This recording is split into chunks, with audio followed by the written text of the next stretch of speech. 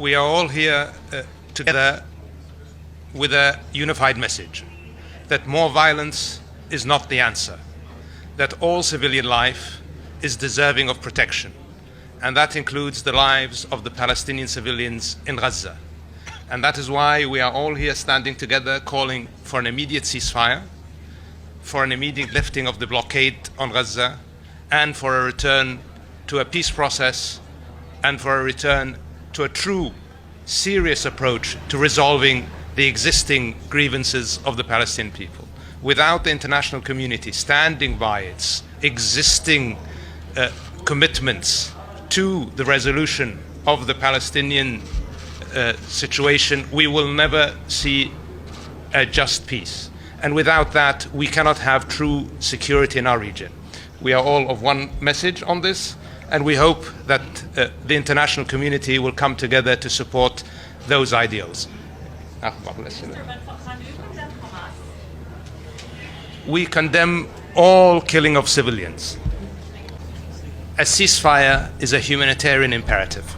We are facing a desperate situation in Gaza right now. We are facing an impending humanitarian catastrophe. Every hour we speak, more civilians in Gaza are dying, more people are getting injured. The situation is getting worse. A ceasefire is an absolute necessity immediately. That will allow us to address all of the other issues. We have called quite clearly for a release of hostages, and that is absolutely necessary. But the protection of civilian life, the protection of infrastructure, especially hospitals and other infrastructure required for the survival of Gaza, is also an imperative that must be met immediately. It is our objective to contain the escalation. We call on the Security Council to undertake its responsibility as defined in the Charter to work for the cessation of hostilities, an immediate and sustained ceasefire, and to provide the protection for all civilians. Again, we condemn the targeting of all civilians, and we consider it imperative that the international community undertakes its responsibility to address the issues of gross violations of international humanitarian law. We must apply ourselves, as we have done in the Cairo Peace Summit, to a political process, a process that re-emphasizes that the two-state solution. We can no longer only address the two-state solution and advocate as a matter of lip service that the international community and the Security Council do have the necessary resources and means to implement what has become recognized as the international community's consensus to the end of this conflict on the basis of a two-state solution, living side by side in peace and security.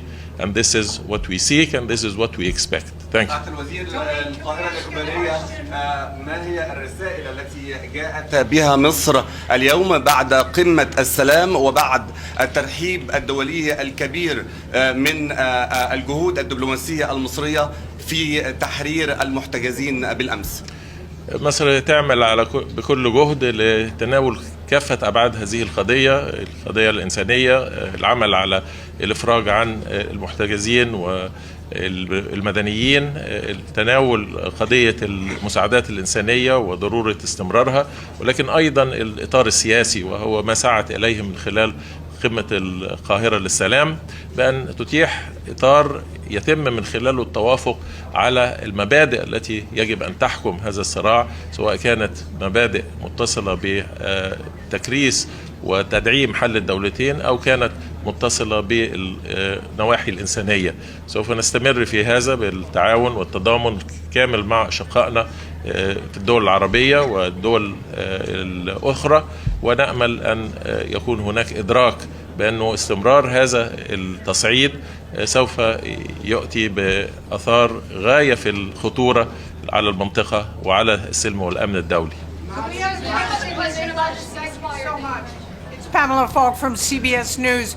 Can you answer, ministers, the question that Anthony Blinken, the Secretary of State, raised at where is the outrage on the October 7th attacks? And what is it that you think the UN can do? You're here.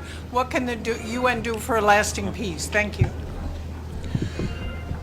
Before anybody else, we expressed outrage at the killing of civilians.